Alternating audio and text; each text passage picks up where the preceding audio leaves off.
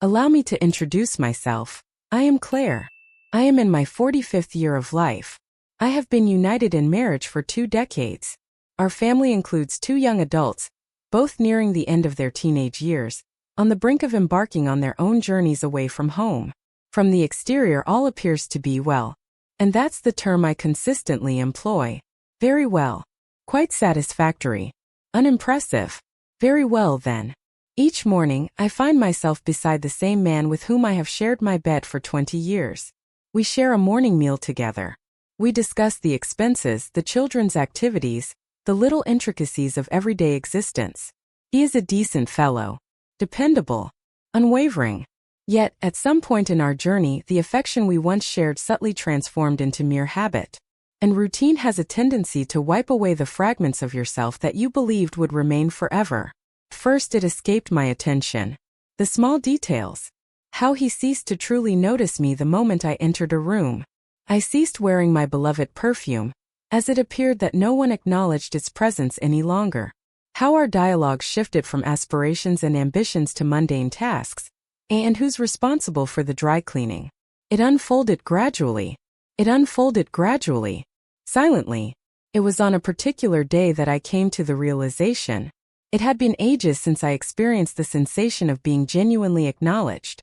In that moment, I found myself in a tranquil, serene, and vacant realm. When it all unfolded. When he re-entered my world. The journey began with a simple invitation. A celebration of love. A college friend, who had long insisted she would never tie the knot, was finally taking the plunge into marriage after years of declarations to the contrary. I nearly chose to stay away. Yet, a whisper within me, perhaps it was nostalgia, perhaps it was boredom, or perhaps the subtle ache I had been harboring, urged me to say yes. As I perused the guest list on Facebook, his name caught my eye. Ethan. In an instant, a quarter of a century of my existence vanished without a trace. Ethan was the love of my life. Far from the secure and predictable variety, yet the searing, wild, utterly engulfing sort. Our paths crossed during our 2nd year of college. He embodied all that I lacked. Untamed. Assured. Radiant in a manner that commanded the attention of all. He awakened a sense of vitality within me that I had never experienced before. For 3 years we were bound together, unable to be apart. We envisioned a future where we would exchange vows. We believed we would possess it all. Yet, in that moment, he received a job offer abroad. 1 year of school remained for me.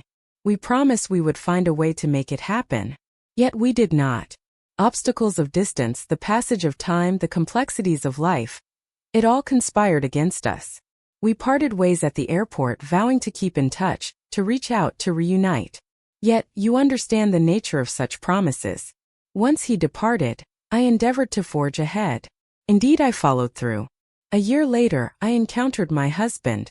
He exhibited a gentle nature. Unwavering. All that Ethan was not. For an extended period, I was convinced that this was sufficient. Yet encountering his name once more, it resembled the flicker of a flame igniting in the shadows. I found myself transfixed by the screen, my heart pounding in my chest. I navigated to his profile. He appeared transformed. Naturally, he did. More mature. There are slight creases forming around the eyes. A hint of silver threaded through his hair. Yet there remains Ethan. The identical smile. The very look that had once unraveled me entirely. I refrained from sending him a message. Initially, not at all. Yet, on the following night, once the house had succumbed to slumber, I filled a glass with wine and found my gaze lingering on his name once more. Before I could rein in my impulses, my fingers danced across the keyboard. Will you be attending the wedding? I was taken aback by his prompt response. Yet he did. Indeed. I had wished for your presence. My breath hitched. Subsequently, another message arrived. I wished to meet with you. For the final occasion. Merely to bid farewell in the right way. My fingers lingered just above the keyboard, poised in anticipation. I had the option to refuse. I might have chosen to overlook it. I had the option to erase the message and return to my ordinary existence. Yet I refrained. I typed with deliberate slowness. All right. Only for closure. Yet the reality? Even while penning those words, a part of me was aware. What I truly desired was never closure. On the eve of the wedding, he reached out to me once more. Shall we dine? Only the two of us. Free from anticipation. Simply reconnecting. Embrace the absence of anticipation. What a deception that was. That afternoon, I found myself before my closet, gazing at the array of clothes within. For years I had only dressed for my own satisfaction, indifferent to the opinions of others. Yet, on that particular night I did. I selected an elegant black dress. Not an excessive amount. Not too sparse. Merely sufficient. As I stepped into the restaurant, my heart raced with anticipation. And then I laid my eyes upon him. Perched at a table beside the window, a glass of wine cradled in his hand, he waited. In that instant it seemed as though a mere heartbeat had slipped by, rather than a quarter of a century.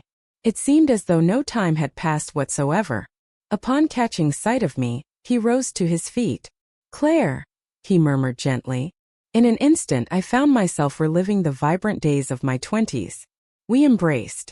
It was courteous, secure. Yet that seemingly insignificant gesture unleashed a torrent of memories, cascading through my mind. The sensation of his arms enveloping me once felt like home. He would kiss the top of my head as if it were the most effortless gesture, as if it belonged to the very fabric of our existence. I withdrew before I allowed myself to dwell on the memories too deeply. We took our seats. A bottle of wine was ordered. For a time it was merely casual conversation. "How have you been faring? What are you up to at this moment? In what place do you reside?" Yet gradually the dialogue began to change. He shared with me the stories of the places he had visited, the connections that faded away, the instances when he held me in his thoughts yet chose silence instead of connection. I shared the story of my marriage with him, reflecting on the positive aspects. "Very well." He inclined his head, observing me intently. "Being fine doesn't equate to being happy," he murmured softly. And a constriction gripped my throat. For that was precisely what Daniel had uttered in a different existence, a separate narrative, and it held true. We shared a hearty laugh reminiscing about our college days. We reminisced about the nights we lingered in conversation until the dawn broke. We reminisced about the melodies that once filled our days, the stories we used to exchange. Amidst the echoes of laughter and the stillness that followed, a subtle change took place. My gaze fell upon him, truly examined him. The creases etched upon his skin, the silver strands woven through his hair, the burden of the countless years that separate us. Yet he remained in my sight, the young lad who captured my heart, the man I perhaps never ceased to love. As the last bite of dinner was savored, a shared reluctance hung in the air, neither of us ready to let the evening slip away. Thus we strolled onward, wandering along hushed avenues, traversing spaces that evoked a sense of both recognition and novelty. Our words were few. There was simply no necessity for it. At last we came to a halt, finding ourselves beside my car. A lengthy silence enveloped the room. He then spoke in a gentle tone. "You know, I've often pondered the sensation of encountering you once more. If it were to cause pain, or if it would evoke the warmth of returning home." "So," I murmured. He offered a faint smile. "It seems to embody both." Our lips never met. That night was different. Yet, as I made my way home, my mind was consumed by thoughts of it. And I was aware. This did not bring closure. It was a completely different experience. It was an uncertainty that lingered, a force I doubted I could contain. I promised myself that our paths would not cross once more. That singular dinner sufficed. We reminisced, exchanged a few cherished moments, and chuckled over bygone days. I believed I could simply shut the door at that moment. Yet I found myself unable to do so. The days that followed that dinner were imbued with an unsettling quality. All things appeared indistinguishable. My abode, my partner, my little ones. Yet a transformation had taken place within me. It felt as though a delicate thread had unraveled, setting everything into motion. Thoughts of Ethan consumed my mind. I made an effort to cast it aside. I immersed myself in the daily grind, preparing breakfast, responding to emails, tackling laundry, feigning that everything remained unchanged. Yet, in those hushed intervals during drives as I awaited the coffee's rich aroma, Or while lying beside a man oblivious to my stillness, I would often revisit the way Ethan gazed at me, as if I remained unchanged, not the version of me that was overshadowed by 2 decades of obligation, yet the girl he had once cherished. After 3 days, a message from him arrived. "Would you like some coffee? Could we have just one more moment before I go?" My fingers lingered just above the keyboard, poised for action. I wrote, "I don't believe this is a wise choice." Subsequently, I removed it, and instead I typed, "At what time?" Our paths crossed at a quaint little cafe nestled in the heart of downtown. The instant he came into view, a weight settled in my chest. He sat by the window, cradling his coffee, an air of unease about him. Upon raising his gaze and catching sight of me, a smile spread across his face. In that moment it felt as if my heart had paused, suspended in time, as if it had forgotten the very rhythm of its existence. "Hello," I murmured gently.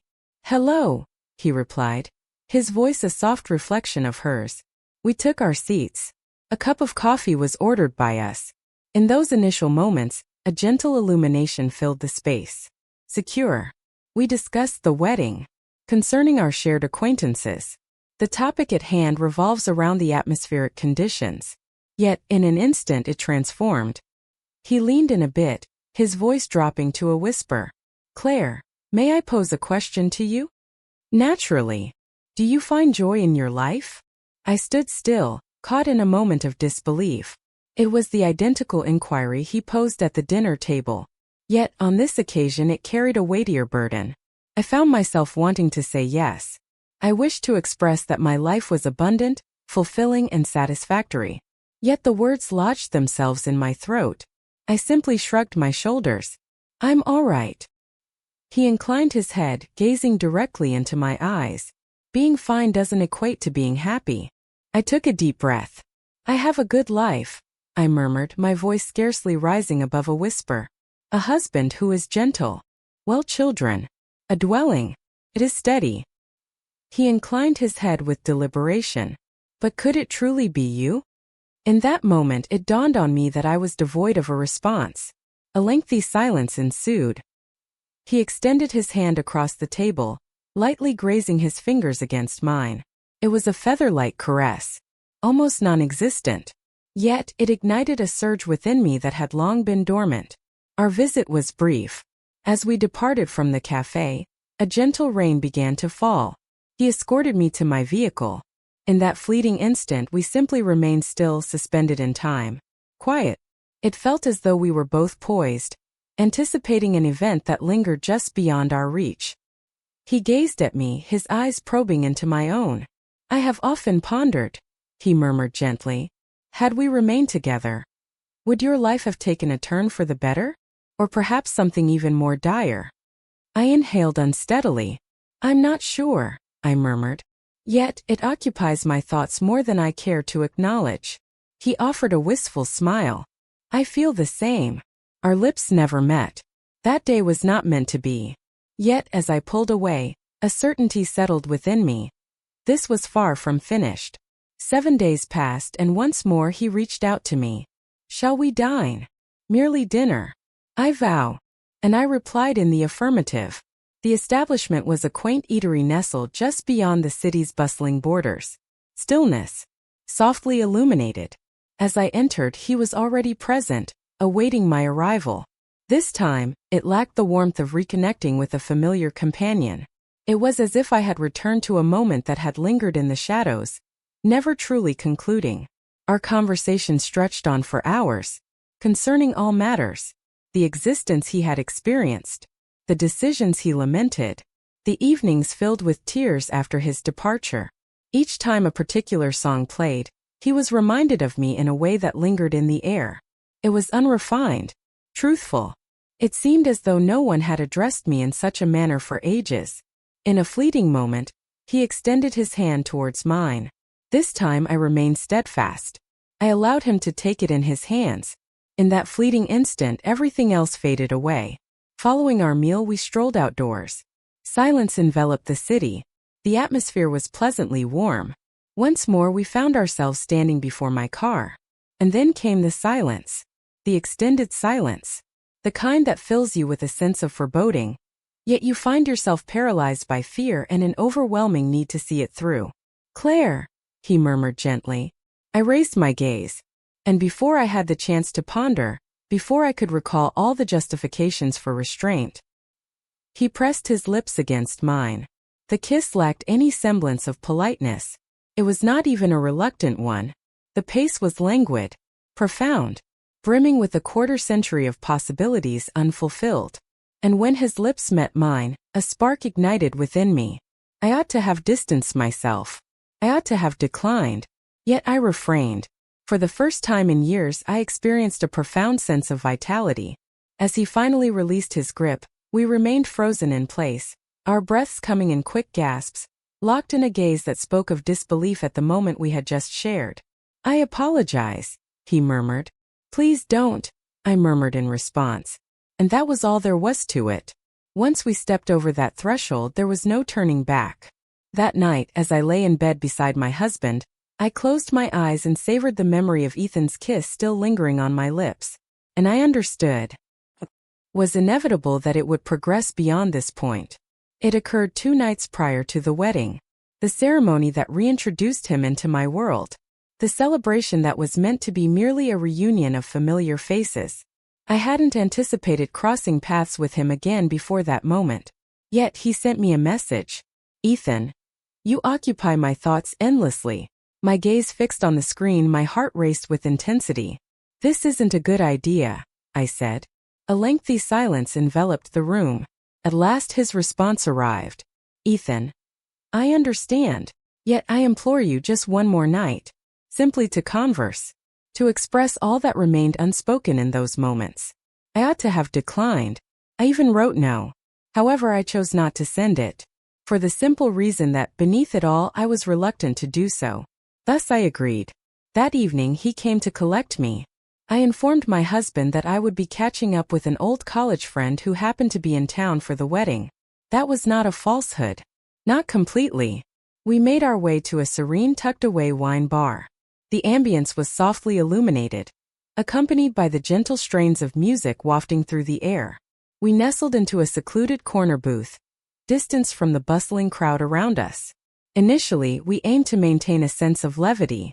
We reminisced about old friends, shared amusing anecdotes from our college days, the sort of conversation 2 former acquaintances might engage in.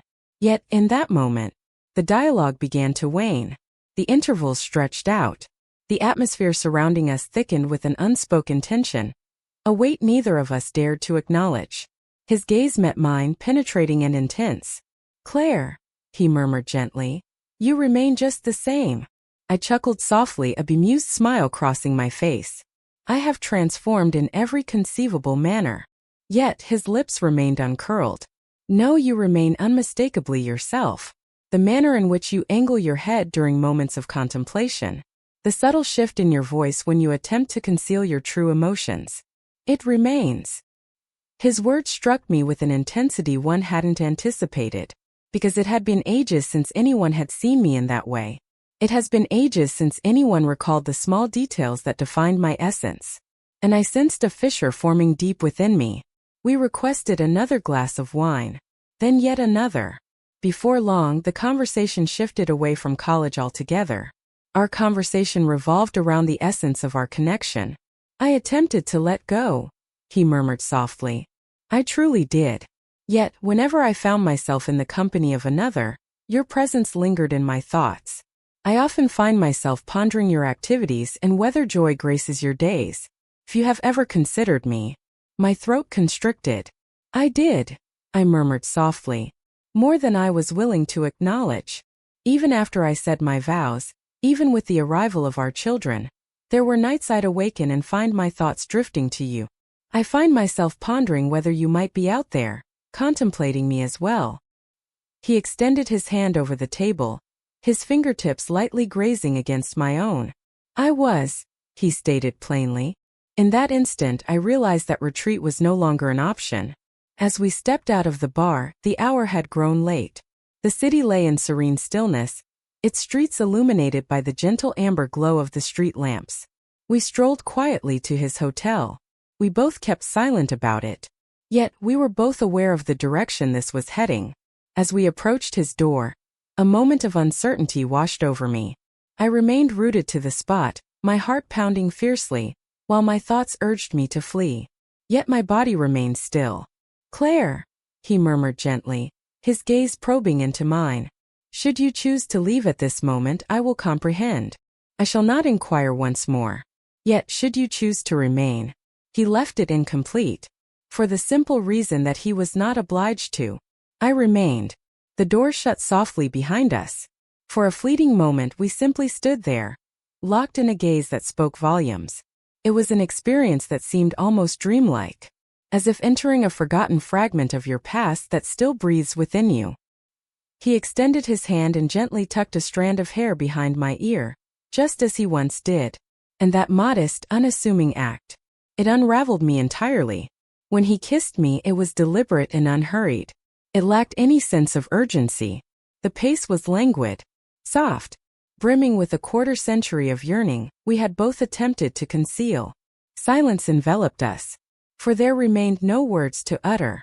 All the emotions we experienced in those moments, the love, the pain, the lingering questions, remained ever present. And on that night, we ceased our struggle against it. It was nothing like the films portray. It lacked perfection, yet it was undeniably real. It was soft and painful, heavy, with the burden of all the time we had missed. For a fleeting few hours, I shed the identity of a wife. I was not a mother. I was not the woman who experienced the sensation of being unseen in her own existence. I was merely Claire, the girl he had once cherished, the girl he continued to cherish. In the soft glow of the fading light, we remained there, entwined in stillness. He embraced me as he once did, his hand gently placed upon my hair. Silence enveloped us, for we were both aware of the implications that lay beneath the surface, and what it might not signify. My gaze lingered on the hand that lay upon the pillow. The wedding ring remains on my finger, and the guilt crashed over me like a relentless tide. "I don't belong here," I murmured. Ethan's grip around me grew firmer. "Please don't say that," he whispered softly. Yet it was a necessity. "I am married. A household united. This is unjust to them." He remained silent for an extended period. Then he spoke gently. "What about you? Has life treated you justly?"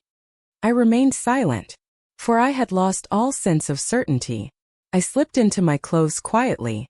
He escorted me to the threshold.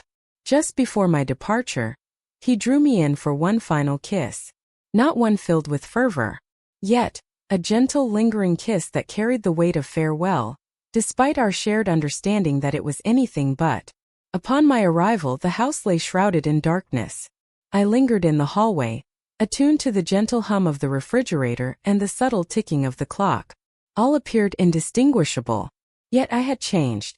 That night, I found myself lying in bed beside my husband. He stirred, still caught in the haze of slumber, and murmured, "You're home late. Did you enjoy yourself?" "Indeed," I murmured. And that was the end of it. No one was aware. No soul would ever uncover the truth. Yet as I shut my eyes, Ethan's touch lingered on my skin, and I was aware. It was clear that this was just the beginning, not a mere fleeting moment. The dawn that followed was shrouded in a haze.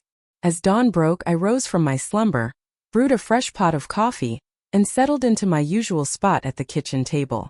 Yet there was an unmistakable sense of change in the air. The lingering sensation of Ethan's touch remained on my skin. I can still savor the memory of his kiss. I can still hear his voice softly calling my name in the shadows. What could possibly be worse? I have no regrets about it. Not at this moment. Tom descended the stairs a short while later, pressed a gentle kiss to my cheek, and greeted me with a simple, "Morning." I returned the smile, as per usual. For a fleeting instant, I pondered whether he could perceive it within the depths of my gaze. If he could somehow sense that a change had occurred. Yet he remained oblivious. Naturally, he did not. What would compel him to do that? On that day, I navigated the routine as if nothing had transpired. I made my way to the office. I gathered some groceries. I prepared dinner. I inhabited the character I had embodied for 2 decades. Yet within, a tempest raged. That night, I received a text from Ethan. "You occupy my thoughts endlessly." My hands quivered as I responded. "I feel the same." In an instant, the attraction between the two realms intensified. Our reunion came swiftly, as if the universe conspired to bring us back together without delay. It began with mere justifications. A warm cup of coffee, midday meal, merely to converse. Yet with each passing moment, the facade of innocence grew increasingly difficult to maintain. On a serene afternoon, we gathered at the park. The warmth enveloped the day, creating a sensation that was both gentle and infinite. We strolled for what felt like an eternity, engaging in conversations that danced around the heart of the matter, avoiding the very topic that weighed heavily on our minds. We paused beneath the tree, enveloped in stillness. He extended his hand toward mine. I remained steadfast, unwilling to retreat. For just a fleeting moment, I allowed myself to entertain the possibility that this could evolve into something greater than it appeared. Yet, the truth lingered in the shadows, ever patient. For every fleeting moment spent in his presence, I was inevitably drawn back to the solitude of home, to the dwelling I had constructed, to the man I chose to share my life with, to the young souls who continued to seek my guidance. With every passing moment, the burden of my actions became increasingly profound. Ethan began to crave something greater. Though he never voiced it directly, I sensed it deeply within me. As his messages began to stretch and expand, in the manner of his gaze upon me after we shared the night together, in the stillness that ensued after I expressed my need to return home. One evening, after we had shared our time together, he drew me near and whispered gently, "Claire, I don't want to be merely this. I desire you, each and every one of you. Not fragments of you I can take for a fleeting moment." My heart constricted. "Ethan, I'm unable to." He interrupted me with a soft touch. "What is the reason? Is it due to him? Is it due to the life you have created? Is that truly sufficient for you? Do they suffice for your needs?" I averted my gaze, fighting to hold back the tears. "It's not as straightforward as that," I murmured. "The moment to determine whether we possess the courage, or the self-interest, to gamble at all." Yet the clock struck its final hour. One afternoon he sent me a text. "Before I depart, shall we rendezvous? Only one final time." The message held my gaze for what felt like an eternity. It was as if I had experienced this moment before. Our initial reconnection brought a sense of resolution, and now we found ourselves in this familiar place once more. Continuing to feign that this would resolve anything, I responded in writing, "Indeed. Guide me to the location." Our paths crossed by the serene waters of the lake, the very lake we frequented during our college days. In those days we would perch on the hood of his car, gazing at the water shimmering beneath the moonlight, sharing dreams of the future we envisioned for ourselves. Returning there now felt almost like an act of cruelty. The future we envisioned has yet to materialize. Upon my arrival, he was already present. He stood by the water, hands tucked into his pockets, gazing at the shimmering reflection of the setting sun. Upon turning to face me, a smile spread across his face. Yet it was a smile tinged with sorrow, the kind you offer when the conclusion is already clear to you. "Hello," I murmured gently. "Hello," he murmured in reply. For what felt like an eternity we remained still, caught in a suspended moment. We strolled quietly beside the shimmering lake. The only sound was the gentle rustle of leaves underfoot. At last he uttered a word. I imagined I would experience resolution. "Are you aware? Reuniting with you once more." Expressing the unspoken words that linger in our hearts. Yet, it seems as though I've merely reopened all the old wounds. I exhaled unsteadily. "I feel the same." He halted his steps and faced me. "Claire, I truly meant what I said about wanting you to join me. I continue to do so. Perhaps we can begin anew. There's still time." A weight settled upon my chest. A fragment of my being yearned to utter the word yes. To cast aside all that is secure, all that is familiar, and rush headlong into the blaze of what once was. Yet, a different part of me, the one that held memories of my children, my husband, the life I had created, understood that I simply couldn't. "I cannot," I murmured. His eyes brimmed with tears, yet he held them back. "I understand," he murmured gently. I was aware even before the question left my lips. Yet, I felt compelled to make the attempt. We lingered in silence, our gazes locked in an unspoken exchange. And I sensed it, that profound, unwavering reality. He was the love I could never hold on to. The affection that would forever linger in my thoughts. If only circumstances could change, I remarked. I feel the same, he whispered. He leaned in, his hands gently cradling my face, and pressed their lips against mine. This kiss was unlike any other, devoid of yearning or despair. It was gentle, unhurried, a kiss that lingered with the weight of farewell. As he withdrew, he leaned his forehead gently against mine. It seems we were never truly done, were we? He whispered. Absolutely not, I replied. My voice faltered. Yet we must be. He shut his eyes. Then he nodded and withdrew. I observed him as he turned and departed. He forged ahead, never glancing over his shoulder. I remained silent, for there are farewells that resonate in silence, more profound than any spoken phrase. I lingered by the lake long after he had departed.